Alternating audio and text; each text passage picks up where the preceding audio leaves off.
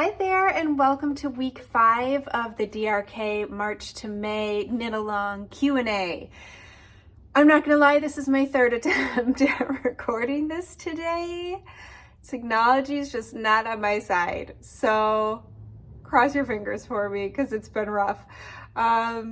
First of all, I'm wearing my newest pattern. This is Ochre Moss. You can find it on AndreaKnits.com. You can find it in my Ravelry shop. If you're participating in the knit along, go check out the forums because yesterday I snuck in a little discount code and it expires tonight at midnight. Today's April 9th. Yeah. So check that out. If you are a newsletter subscriber, make sure to check your inbox. If you're not a newsletter subscriber, you can sign up through the link below. I share lots of tips and tricks, tutorials. It is the best place to get discounts on my patterns. I do a special big introductory discount for new patterns, and I also do surprise flash sales, and I share recipes and all kinds of fun stuff. So if you're interested, make sure to sign up, and let's start with this week's questions. So question number 1, I absolutely love your color combinations. I'm not at all confident about putting colors together in a knit. I am wondering what you do to put color together in your designs and what suggestions do you have that might help? So I can totally relate to this. When I was first starting to design, I was really nervous about picking colors. I never trusted my choices. I would actually usually call my big sister, who is a natural born artist and great with color, and I'd be like, does this work? Do these look good on me? But it's really been practice and pushing myself outside of my comfort zone that has gotten me a lot more comfortable and excited about using color. I think a great place to start is by picking up a color wheel. This one is by the Color Wheel Company. You can get them at art supply stores. You can, if you live on like near campus, like a college campus, a lot of school, so like art supplies have these. You can buy one online. They're all over the place. But I think they're really helpful because they teach you the basics. It helps develop your understanding of why some things work and why some things don't.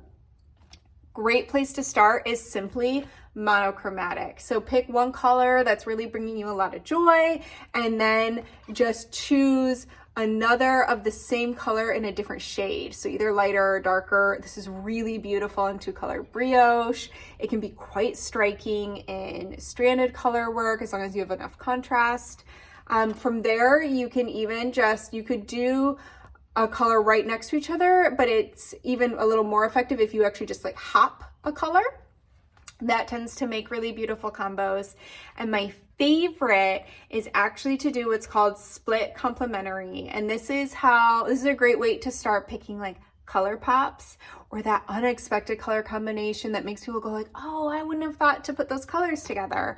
So I like to start with like the pop. So pick a fun color that might be like your exciting color. So maybe it's kind of like a fun yellow. And then I'm gonna turn my color wheel just to try and get everything lined up so you can see my spots. There we go. All right, so I'm gonna start here, and then I would go directly across, but instead of doing its actual complementary, which would be these purples, you're gonna pick the colors that are on either side. So these would be your colors that kind of match, and then this would be your color pop. And that's a really fun way to start experimenting. And in a way that can kind of give you some confidence that you're probably going to have success. And I find that really playing around with the blended colors instead of just going for like some of the primary or secondary colors, that's a great way to start playing around that's not quite as jarring because the contrast isn't quite as intense. So even if I'm playing, like, I really love blues and oranges together, but I don't necessarily love blue and orange. I like a minty like teal or aqua with maybe either like a poppy or a coral or like a soft orange. So I think this is really helpful, and practicing, swatching, playing around is a great way to go. I pick a color that I just know would make me really happy to have it on my needles, and then I add a few other colors a lot of times with the help of that. So question number 2, socks. Do I need to use a sock blocker? I never have, and wondering if you recommend it. So I actually just finished a pair of socks. and they are on sock blockers. So generally when I use a sock blocker is the first wash. So these are a gift from my husband. I'm actually super excited about these. This is my first 3-ply sock yarn that I hand spun myself. And he has a really high arch and he tends to wear through socks really fast.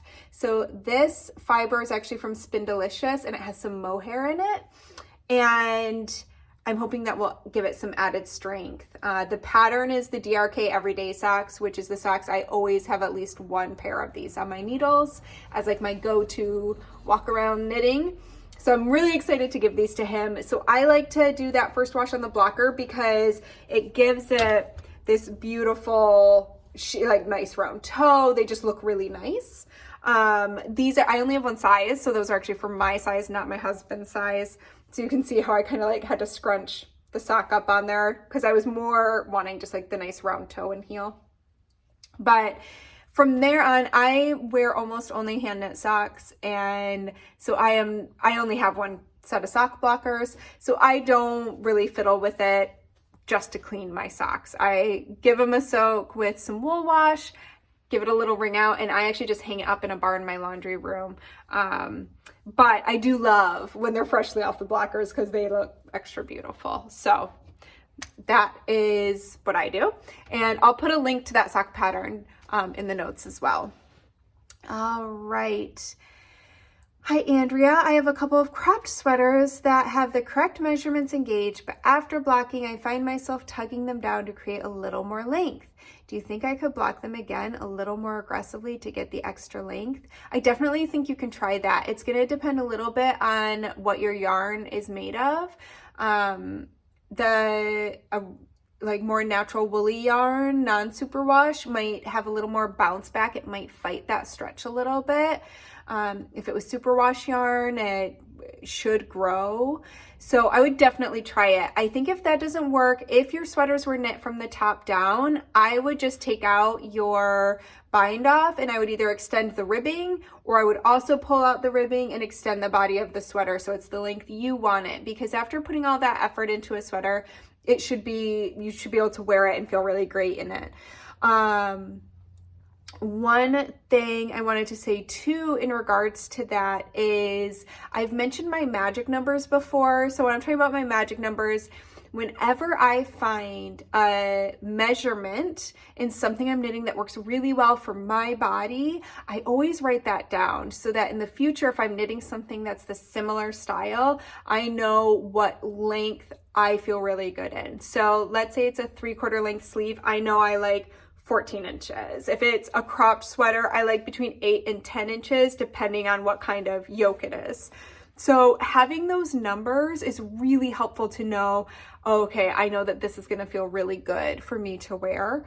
I also wanted to say that you might want to play around with your wardrobe as well as far as what you are pairing with your cropped sweater, especially if you're new to wearing cropped sweaters. I find for me, I feel most confident when I wear them over maybe a dress because you never have to worry about all of a sudden your belly hanging out, you know, like you don't have to worry about it riding up and be like, oh, I didn't mean to show that skin. So I like to go over dresses. I like to do high-waisted pants and high-waisted skirts as well. And then I tend to feel really comfortable and I find myself like not tugging as much with my clothing. So that's a great thing to think about too, is how you're pairing it with your wardrobe.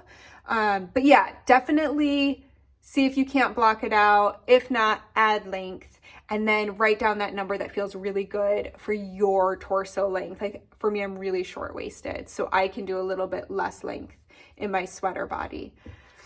All right, I'm enjoying knitting Moon Whistle, wondering if you weave in ends as you go or wait until the end. So that is a great question, and I love it because I always think it's an interesting thing to learn about people, like, how do you do this? So for me, I generally wait till the end to weave in ends because I only ever knit my designs. And I might want to change something and then I might pull it out. I'm not afraid to rip out projects. So then I wouldn't want those ends woven in yet. But if I'm feeling really good about it, and let's say I know I'm going to be hanging out with my husband and we're going to be chatting and I want my focus to be on him, but I'm working on maybe a more complicated pattern, that's a great opportunity for me to go back and weave in some ends because it doesn't take a whole lot of concentration. So that can be a good time to kind of get some of those out of the way, because it can be nice when you're done with the project to not be like, oh, now I have to weave in all these ends. And I wanted to throw in a little bonus tip here. So if you've ever had issues with those little tiny ends like popping out after you've worn it, that can just happen, especially with superwash yarn, due to the nature of our knits like wiggling around and things popping out. But what I find helps is I weave in my ends, but I don't trim the tails yet. I then wet block, and once it's dry, I trim the tails, because I find when it's been in the bath and as you're like trying to get the excess moisture out of it and shaping it, laying it flat to dry, things wiggle around a lot, and then it dries, and I find that those ends get to kind of get into the position they want to be in. And if you're using a woolier yarn, they even kind of felt in a little bit. So that's one of the ways I really like to do it. All right, question number 5. When designing, how do you calculate how much yarn to request in yarn support? I'm an up-and-coming designer and want to make sure that I have the correct numbers for when I would like to collaborate. Thanks in advance. So I thought this question was great, not only for new designers, but also in general for any of us. It can be really hard to know how much yarn to buy when we are maybe just treating ourselves to some yarn. Maybe you're traveling to a yarn festival or something fun like that, and you don't necessarily have a pattern in mind yet. So you don't have something to look at to tell you buy this much yarn. So for me, I really like using the StashBot app. So this was created by Hannah Fettig and her husband, I believe, years ago. And it's a great little yardage calculator, and you can put in, it has sweaters of different lengths. You can put how much ease, like what you would want your finished measurement to be. I know there's a scarf, there's hat, there's mittens. And so you kind of put in the weight of the yarn, which is determined by gauge. So you can see that a lot of times on a label. You can do a quick Google. You can get one of, I think I have it on here. Let me just see. Yeah. So I love Katrinkles, has super cute little knitting notions and buttons and things like that. And so this is from her, and this has, it's like all kinds of handy little things. There's a needle gauge, men's sock size chart, women's sock size chart. There you could put, like if you're a hand spinner, but also if you just have yarn in your stash, you're not sure what weight it was, you can lie it on here to figure out the weight. But it has this, which is a handy little chart for yarn weight and the amount of stitches per inch that would be average on like a range of needle sizes. So that would be really helpful to use again with that app, because you would put in about what you think your gauge is going to be and then about what kind of project you're thinking of. And it's just a great jumping off point. So I tend to go a little on the heavier end. It's obviously better to have a bit too much than not enough, especially if you want to have enough for swatching. So I really recommend that app. I also will go through my old patterns, and you know, if I'm gonna knit a crop sweater in worsted weight, I might go look at my nurtured sweater and be able to go, okay, that's how much I used for that pattern. So that's a good jumping off point. So there you go. That is how I recommend doing that. And that is all 5 of our questions. So as always, if you want to submit a question, I put a link in the notes right below this video. Just click that link and put one in. We've got some great ones building up in there, and I keep it all in a spreadsheet. So I look through every week, and I'll also have links to this sweater and to our knit along forums. It's never too late to join. If you like ochre moss, feel free to snag the pattern and jump on into the sweater forum with this. You have still got quite a few weeks left to get started on your sweater. So I think that's all. I hope you all have a great weekend. Thanks for meeting me back here as always, and I'll see you next week. Happy knitting, everyone.